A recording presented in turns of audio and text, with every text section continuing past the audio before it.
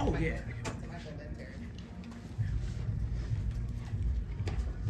Talking to the players this morning, they talked about increasing the communication, between themselves, kind of like leading the practice from a communication standpoint. What did you notice in terms of how the players are kind of emphasizing that communication standpoint of the game?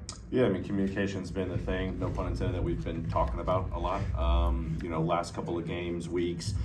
So how do we practice that? Every time you go into a practice, you want to kind of hit on a couple different themes. Obviously, you can work on A to Z for sure, but what are going to be the priorities? Trying to design a practice that put the players in a position to really use their voices a lot, from defensive standpoint, offensive standpoint, juice standpoint, energy standpoint. So it just had a different feel to it. I told them it was going to be a little awkward at times. It was mostly players and myself talking throughout. I really wanted to put them in a position where no matter what the drill was, whatever the execution of the drill or drill to drill or whatnot, there was a different buzz in the gym. The types of conversations, not just in the drill, but when things broke down, there were mistakes made, how we respond in those situations. That's one of our driving forces right now that we got to improve on.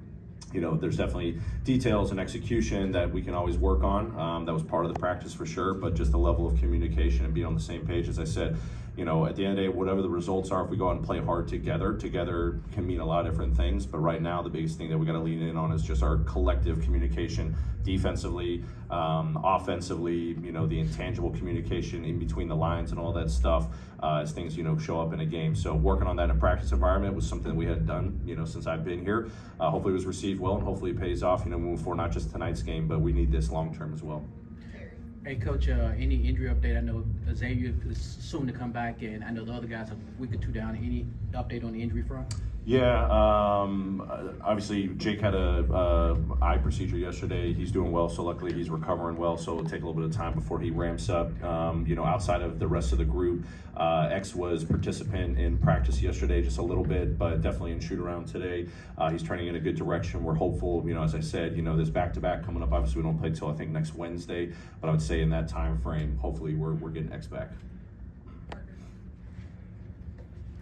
Taylor, so the Jazz are a team that they shoot a lot of threes, and they've experienced success from beyond the arc in these last two games against y'all. Just what's been the points of emphasis in containing the three when kind of looking back on the film and preparing for this game? Yeah, it's a variety of things. They've shot it, 50%. So you go back and you look at it and you're like, okay, what are things that you quote unquote are going to live with, or tough threes. They've made some tough threes against us for sure. But some game plan discipline. Obviously when Markkanen was in the lineup, I know he's not in tonight. He got away from us a couple times. Executing our game plan. Obviously tonight, George playing well, Clarkson playing well. Collins has shot the ball well. The spots on the floor that he gets his threes. So it's really understanding what's our game plan, where these guys getting their threes, how we can be just locked in on that game plan. But then there's also just an edge and a physicality. These guys have done a really good job with their drive and kick. They've got multiple guys that can put their heads down. They try to break you down one-on-one. So inherently you think, okay, your rotations have got to be good. And we've lacked in that a little bit in those two matchups against them. But also guys have just had comfortable one-on-one threes against us. So we've got to establish more urgency and physicality on the ball, take away some of those easy threes and comfortable threes, make them feel us more. And then when we get them into rotations, make sure our rotations are on point. So this team has really challenged us. It was a high-scoring affair in Game 2. Obviously, they kind of blew us out in Game 1 out in Utah. A lot of good takeaways, not just from a discipline standpoint, game plan-wise, but also just our level of physicality against them. Hey, Taylor. Curious how much emphasis, and maybe I guess how much does it bother you that you don't have a home win yet? How much emphasis do you put on that before this game, leading into this game? Just, obviously it's the reality of the situation, but also you're the only team in the NBA with that one.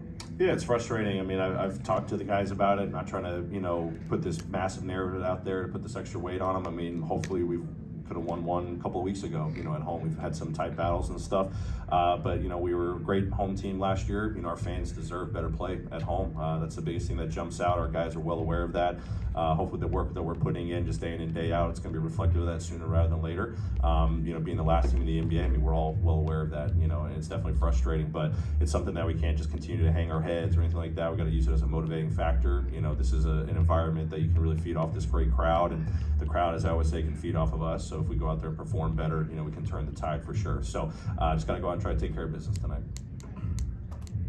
Taylor, a lot have been made of Marcus's comments during the timeout.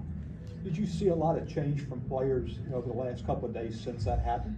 Just more urgency in the types of conversations. I think it's great, in the heat of the battle, you hear that, cliche phrase all the time. Obviously, the words that he was using and stuff, it was very disappointing and embarrassing how we were playing, and had been the case in other, tough, home losses. We were giving out great effort, but, that other night just wasn't, to the level that we needed. So it galvanized the group, had great conversation in the locker room afterwards, got his thoughts, the rest of the group's thoughts, yesterday's type of practice, really put that on notice. But it's really about going, like, what do we have to work on? And it's just our togetherness, I think our effort's actually been pretty good. We just haven't gotten the results. We can definitely get better in our execution and performance at the end of the day. But our guys have been playing hard, and that one just definitely wasn't, up to code for us. So hopefully, the work that we've been putting in, we can put that in the rearview mirror and get better tonight. Taylor, on Sunday, you made an early pull in your substitution patterns, taking Santi out within the first 3 minutes, and then also in the second half, you started with Roddy in that opening group. Is that an indication that there could be a starting lineup change tonight, or is that just matchup dependent? Yeah, it was a little matchup dependent. It was just kind of read the game. Obviously, when you get off to a really terrible start there in that first quarter, and you're not trying to put it on, it wasn't Santi's fault. It was a collective thought. But could we just change the tune? And obviously in that third quarter, Minnesota, heck of a team.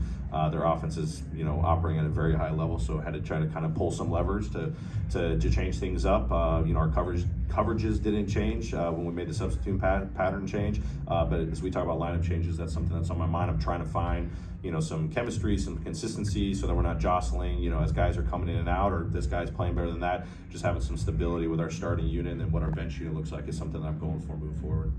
So if I could ask a big picture NBA question. Watching games, guards are getting doubled at 40 feet. The other night we saw it like 48 feet.